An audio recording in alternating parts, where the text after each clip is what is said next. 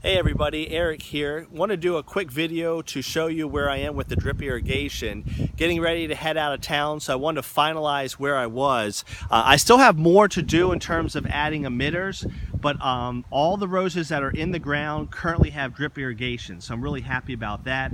I'm also happy that with 200 feet of half-inch tubing, I was able to reach all of my roses in the ground, but also a little pre-planting. This is a trellis where I'm going to have some climbing roses grow up over it, and I had just enough hose to reach that area. So again, these rose bushes are planted 5 feet on center, so there's a lot of room in between them, but also as you look at my garden, lots of room between beds.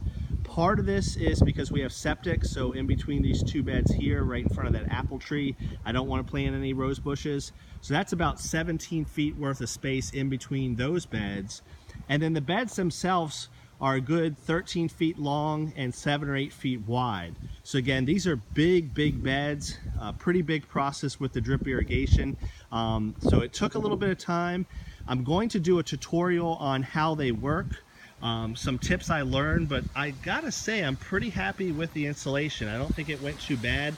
These are called shrubblers, and they put out 2 to 4 gallons per hour based on your pressure. So I'll probably adjust them, and again, I'm going to add more.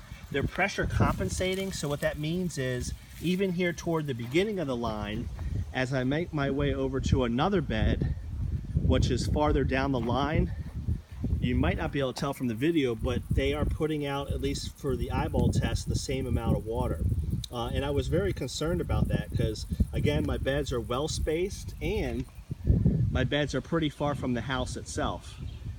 So I'm pretty far from where the pump is putting out the water, so I didn't want to be too concerned with any issues with pressure.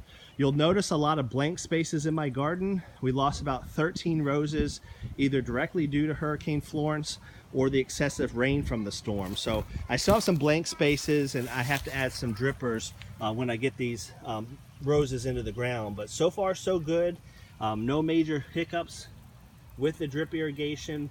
Like I said, I do plan on doing some sort of tutorial here over the next week or two, because there's a couple things that after doing the project I want to pass on that may make it easier for you. So that'll be it for today.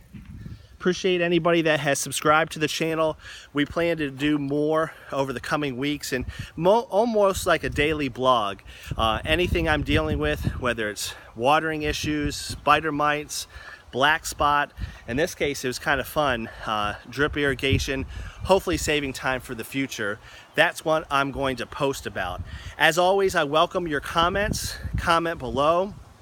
What kind of irrigation do you use?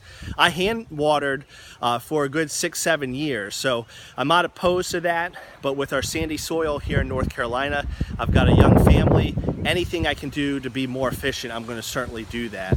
So comment below. How do you water? What things do you do? Any tips that you want to pass on, because this is a community and we're all sharing. Everybody have a great day. Take care.